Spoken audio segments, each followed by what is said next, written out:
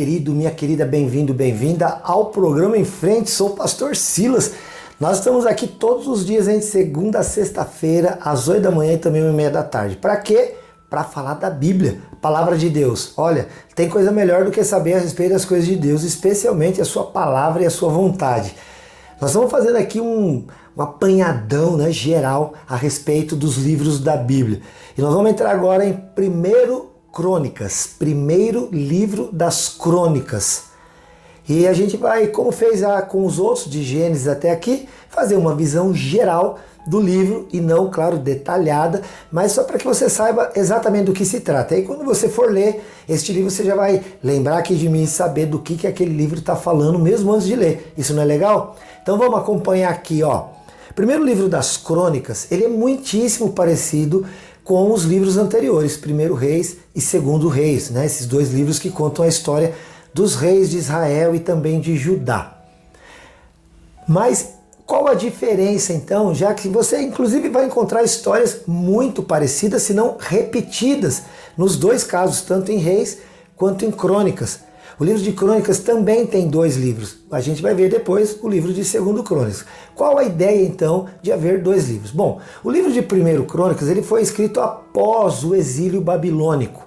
E a intenção dele, além de histórica como os livros dos reis, também era espiritualizante, ou seja, era passar a história mais espiritual do povo e menos do governo do povo. Esse livro ele tem um foco então diferente, o foco dele está no trono de Salomão e de como tudo isso depois vai se dar no livro de 2 Crônicas, como começou o reinado de Salomão e como isso deu continuidade lá no livro de 2 Crônicas. Este livro, se você for pegar a ordem, como a gente tem feito aqui, de Gênesis até o fim, são 66 livros, ele é o 13º livro, é o livro de número 13 da Bíblia. Ele tem 29 capítulos e a autoria também é desconhecida. Não há um autor que se autopronuncia, se identifique lá no início do livro. Bom, vamos dividir aqui os 29 capítulos em 3 partes, para que a gente possa facilitar o entendimento. Na primeira parte, que vai do capítulo 1 até o 9º capítulo, os 9 primeiros capítulos, são genealogias que vão desde Adão até Salomão. Então, do capítulo 1 ao 9 você tem genealogias. Olha, as genealogias da Bíblia nem sempre são tão agradáveis de se ler.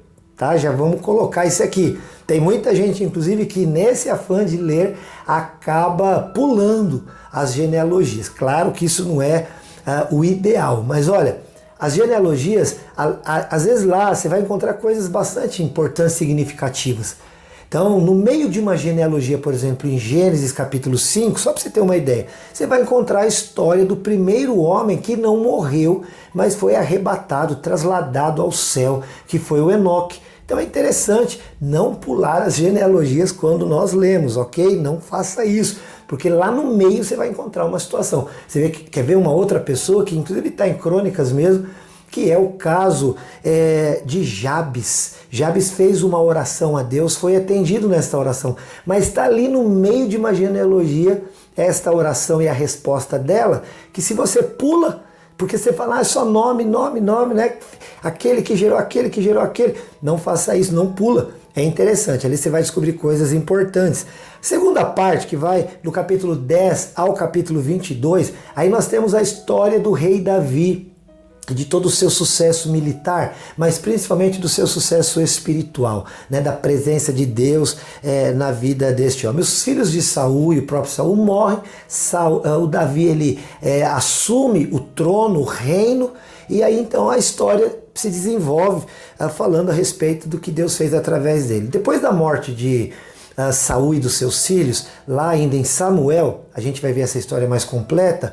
Os filisteus derrotam Israel por conta dos pecados dos filhos de Eli e também do próprio Eli, que não educou seus filhos, o Ófni e o Finéias. E aí então os filisteus entram e roubam a Arca da Aliança, aquela arca que significava a própria presença de Deus.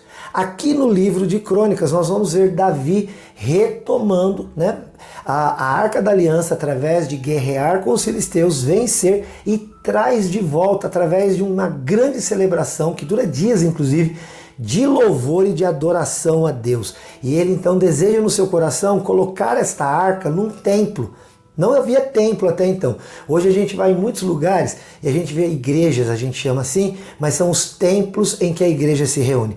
Esses templos, e cada época da história humana, os templos são construídos de acordo com a realidade daquele tempo. Você tem templos medievais, góticos, hoje os templos mais modernos, as igrejas chegam a ter até as paredes pintadas de preto, e assim isso muda de acordo com o momento que se vive, mas o culto a Deus deve ser mantido até o final, queridos.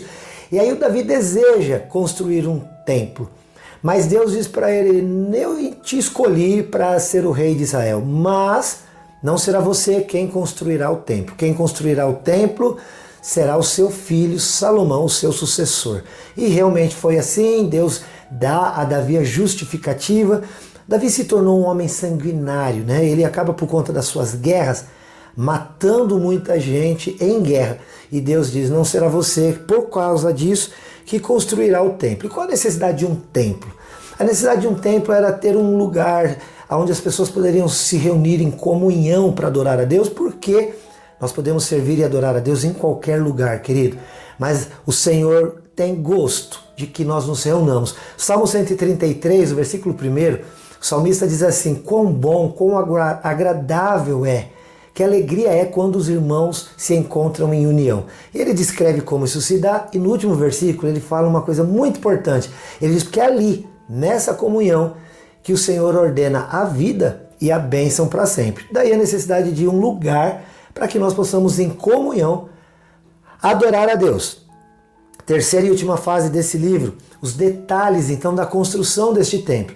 Finalmente Salomão assume o trono, ele recebe a incumbência e o projeto do templo feito por Davi.